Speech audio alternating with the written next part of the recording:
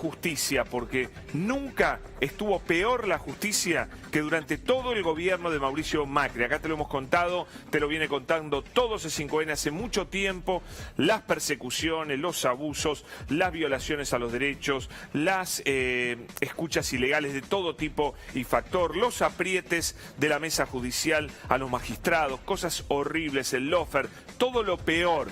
Bueno, pueden creer que Germán Garabano directamente no se acuerda prácticamente de nada de lo que pasó durante esa época. A ver un poquito de lo que hablábamos hoy. No, me parece que estás equivocado. De nuevo, hay quienes se compraron un relato, y yo lo entiendo en términos políticos, pero lamentablemente la realidad no es esa. La realidad incluso ¿No hubo persecución judicial? ¿No hubo persecución judicial? ¿No había gente que Macri pedía que fuera presa? ¿Macri nunca pidió que alguien fuera preso? No, que yo sepa, ¿No? sería un disparate, no, de ninguna manera, al contrario, el presidente siempre estuvo preocupado por eso y de hecho me respaldó. ¿Y cuando dijo que esto no era lo acordado? ¿Y cuando dijo que esto no era lo acordado cuando liberaron a Cristóbal López? ¿Qué quiso decir Macri? ¿Qué había acordado y con quién? Cuéntenos. No, eso no sé, esos son entretelones probablemente falsos, como muchas otras cosas que me estás diciendo. ¿Cómo falso? Si lo dijo él. Si lo dijo él, no puede ser falso. Ahora tampoco lo dijo eso Macri. ¿Quién lo dijo? Pero Macri lo dijo. En el programa de Mariana Fabiani dijo esto no es lo que habíamos acordado. Claro que dijo eso. Están sacando cosas de contexto y de realidad. Macri no tenía primero nada que ver con esa cuestión.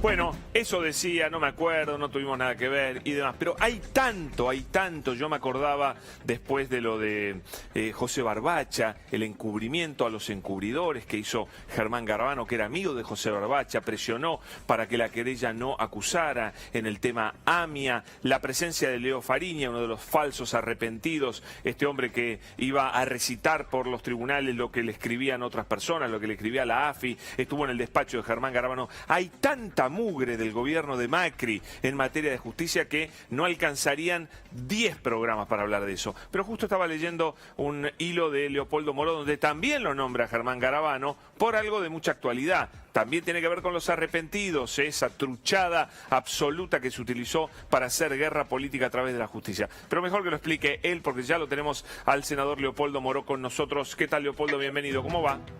¿Qué tal? Bien. Senador fui en el pasado, ahora soy diputado. Perdón, diputado, lo ascendí rápidamente. No, perdón. Gracias, Leopoldo, en ese hilo sobre los arrepentidos, me gustaría que nos pusieras un poquito en autos y explicaras por qué lo nombraste a Garabano también. Sí, a ver, este es un tema muy puntual y como vos decís de actualidad. En estos días, la Sala 1 de la Cámara de Casación tiene que definir una posición respecto a la legalidad, a la constitucionalidad de la famosa ley del arrepentido, que fue hecha a medida del lawfare, es decir, esta ley del arrepentido fue una de las piezas que se utilizaron también en Brasil, también en otros lugares del continente, para llevar adelante la persecución política. Y en este caso concreto, en más de una causa, pero en una muy particular, que fue la causa esta que se denominaba de los cuadernos, pero que en realidad eran de las fotocopias, esos famosos cuadernos que providencialmente, cuando lo fueron a buscar, después de haber estado... Sí, no, primero los habían quemado en un asado, y después de que ya lo tenían a Centeno guardado y sobornado en algún lugar anónimo, después de mucho tiempo apareció uno de los cuadernos. ¿Por qué? Bueno, porque efectivamente se lo habrán hecho escribir en ese interín, porque mientras tanto además las fotocopias, como eran fotocopias, no se pudieron peritar ni desde el punto de vista de la escritura, ni desde el punto de vista de la antigüedad del papel, etcétera. Entonces, toda una gran truchada. Totalmente. Ahora, esa gran truchada la apoyaron ¿en qué? Básicamente en declaraciones de arrepentidos. Declaraciones que fueron arrancadas, ese es el término, a través de la extorsión, por la asociación ilícita que integraban Bonadío, Stornelli, un grupo mediático y el propio D'Alessio, porque D'Alessio tiene que ver en esta historia. Tanto tiene que ver que no solamente llevaba arrepentidos, sino que la famosa causa de la fotocopia de los cuadernos, como la quieras llamar, se la queda Bonadío por una causa anterior, que es la del gas licuado, donde fuerzan para meter la causa que no fue ya puesta a sorteo. Y en esa causa del gas licuado, el único testigo de cargo, ¿quién es? D'Alessio. Sí. Bueno, pero eso es lo que ahora tiene que resolver la Sala 1 de la Cámara de Casación. Si todas esas declaraciones son válidas, si la ley del arrepentido es constitucional, si tiene visos de legalidad y si las declaraciones son válidas. Se ha desatado sobre la Sala sobre la Sala 1 de Casación, que integran Figueroa, Petroni y Barrotaveña, una campaña feroz de los medios de comunicación. Lo de siempre, los están extorsionando, los trolls los están amenazando con escracharlos privada, pública y familiarmente. Qué bárbaro. Le ponen encima toda esa carga de que si actúas de tal manera no vas a poder ir a un restaurante o no vas a poder salir de tu casa del country. Eso, perdón, Leopoldo, ¿eso a través de qué lo están haciendo? ¿A través de Twitter? De las redes sociales. En redes sociales los amenazan a los que tienen que definir sobre la validez de los cuadros. Y ¿sabes qué? Le dicen, bueno, es más, algunos ya le están diciendo, si haces eso sos un juez corrupto, o sea, le anticipan qué es lo que cómo lo van a estigmatizar. Le dicen, si votás de tal manera, o votás, mejor dicho, dictaminás de tal manera, sos un juez corrupto, y por supuesto se le han ido al humo Nación y Clarín. Y Garabano está influyendo fuertemente sobre uno de ellos. Que Garabano diga que él no ha tenido nada que ver en todas estas maniobras espurias es una desfachatez. Vos mencionaste algunos de los casos en los que estuvo involucrado Garabano. Te olvidaste de uno, que fue el más contundente, porque está grabado. Hay una grabación que fue pasada por la televisión en varias oportunidades, en ese canal y muchos otros, donde Garabano, en su despacho, con la presencia de un ex miembro del Consejo de la Magistratura, lo extorsiona al doctor Rosansky, que era miembro del Tribunal Oral de La Plata, y le dice que si no presenta la renuncia, no le van a dar la jubilación y lo van a llevar a juicio político. Está la voz de Garabano. No es que te lo contó. No, pero él dijo que él no se metía en las causas, no se metía en nada. Pero se metieron, a ver, ellos montaron un fenomenal aparato de persecución que no tiene precedente en la historia democrática de la Argentina, en consonancia con lo que pasaba en el resto de América Latina y además con una fuerte conexión con la embajada norteamericana, etcétera, en el intento de deteriorar los movimientos populares del continente. Y en el caso particular de Argentina, de perseguir particularmente al Frente para la Victoria, Unidad Ciudadana y fundamentalmente a Cristina Fernández de Kirchner. La pregunta es muy sencilla. ¿Por qué el juez Alejo Ramos Padilla, grabó todas las declaraciones de los arrepentidos y de los no arrepentidos en su juzgado de Dolores, que es así de chiquitito respecto a lo que son los juzgados de Comodoro Pi? ¿Por qué lo hizo? Primero porque cumplió con la ley. La ley dice claramente que estas audiencias tienen que ser registradas por medios técnicos idóneos que no para es, comprobar qué pasó. Que obviamente, Leopoldo, déjame explicar a la gente que obviamente no puede referirse a un acta escrita, porque acta escrita se hace siempre. Entonces, si te piden algo más, no es el acta, porque no existe declaración que no se haga bajo un acta. Entonces es un absurdo. No se puede fallar otra cosa. ¿Por qué ese juez hizo eso? Porque cumplió con la ley. Claro. Más allá de que incluso la aplicación de la ley en el caso de los cuadernos no debería ocurrir porque sobre eso también va a opinar, ¿no? La sala. Exactamente. Pero además, la pregunta entonces contrafáctica que tenés que hacer es ¿por qué no lo hizo Bonadío y por qué no lo hizo Stornelli? Porque no podían dejar registrado de manera audiovisual el apriete y la extorsión que hacían sobre los que iban a declarar. Tal cual. Con la complicidad del defensor oficial. A la mayoría de los que se presentaron... Coleman.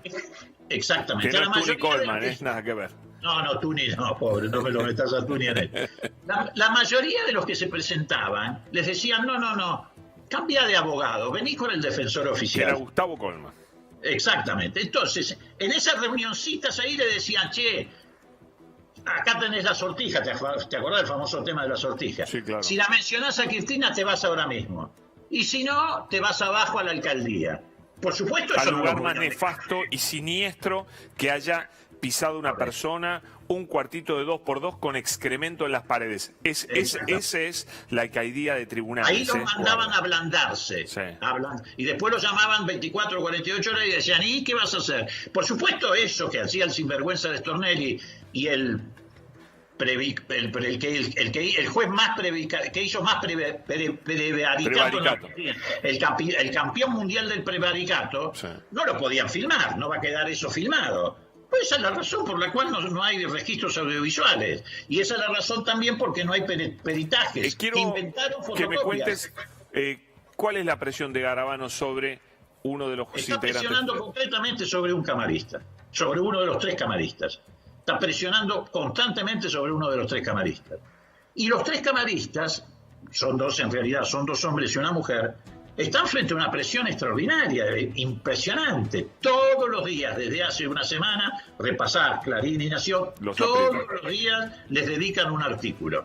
Todos los días. Es la vieja técnica de decir fulanito, menganito, por ahí le publican una fotito. Entonces, todo eso le va creando un clima de presión. Claro, enorme. Los tipos, escúchame, hubo un periodista que una vez dijo que había que escrachar a los hijos de un camarista. Imagínate la situación que atraviesan esos jueces. Ahora, esos jueces también tienen una gran oportunidad, que es sanear el Poder Judicial con su decisión y demostrar que merecen llamarse jueces, porque también con eso vos cuando sos juez asumís también ese riesgo. Tenés que asumir ese riesgo. Sí, por supuesto. Ahora, no te podés dejar presionar de esa manera y dejar que el Estado de Derecho sea arrasado. Y bueno, eso es lo que está en juego. Y Garabano sigue actuando de la misma manera que actuaba cuando estaba en el ministerio. Muy grave lo que contás, porque esto lo está haciendo ahora. Pero me gustaría que, para cerrar, él dijo, yo he sido un caballero, yo he respetado todos los procesos jurídicos, no me metí en nada raro, no opiné sobre causa judicial, lo cual es una mentira grosera. Sí, ¿no es cierto? Pero, sí, muy ¿cómo le definirías vos a Garabano y su gestión al frente del Ministerio de Justicia durante la era de Macri? Como un cínico. Como fueron en general casi todos estos funcionarios, cinismo puro. También arriba te dicen, no, yo no hice nada, no espié a nadie. Nadie hizo nada. Claro, pero hay 1 millón de pruebas de que espiaban a todo el mundo. El Servicio Penitenciario Federal no dependía de Garabano, del Ministerio de Justicia, y alambraron las cárceles, le metieron micrófonos por todos lados. Pero por supuesto. Sí, muy caballero, pero se reunía a través de un periodista. Se reunía con Fariña para guionar las declaraciones truchas de Fariña y además conversar sobre los arreglos económicos.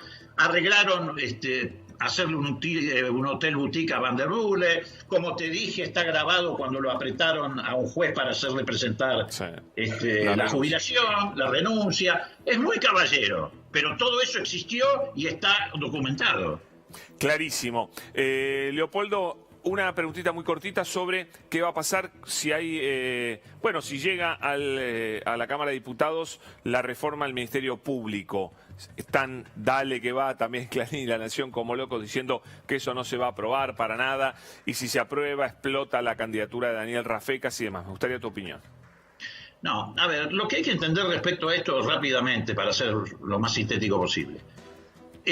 A partir del cambio que se opera respecto al modo en que procesalmente se van a encarar las causas de aquí en adelante a través del sistema acusatorio, si vos no reformás la ley del Ministerio Público, el procurador, no importa cómo se llame, pasa a ser el emperador de la justicia argentina. ¿Por qué?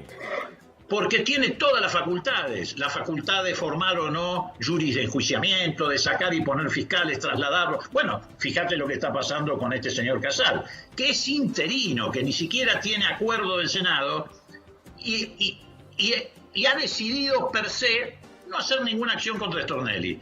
Tiene un poder absoluto el procurador. Entonces, pero ahora va a tener más, ahora va a tener muchísimo más. Muchísimo más. Entonces, como está probado que cualquier persona que tiene ese poder puede tener la tentación no solamente de perpetuarse porque es un cargo vitalicio, sino de usar arbitrariamente ese poder, a ese poder hay que darle control. ¿Quién tiene que controlar? El Parlamento. Del mismo modo que tiene que hacer de aquí en más con los servicios de inteligencia, donde el Parlamento tiene que jugar un papel mucho más activo en el control para impedir que se metan con la vida privada de los ciudadanos. Bueno, en el caso de la Procuración, para el que sea procurador no se crea emperador y se lleve todo por delante. No estoy hablando de nadie en particular. Está